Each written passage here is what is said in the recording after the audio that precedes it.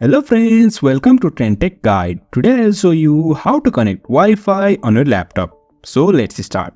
First of all, you can see I am here in my laptop. Now to connect to Wi-Fi, on the bottom right you can see here is icon of this internet. Click on this and here it is, here is Wi-Fi. Just click on this Wi-Fi and our Wi-Fi is turned on.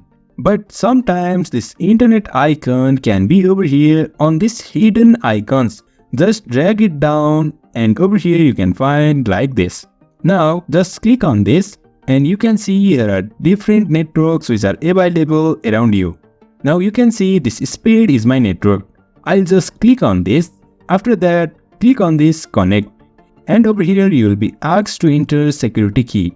Now I'll enter mine.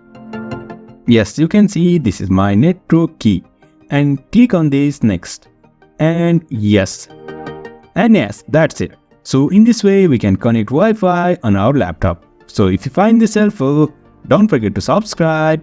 Have a good time.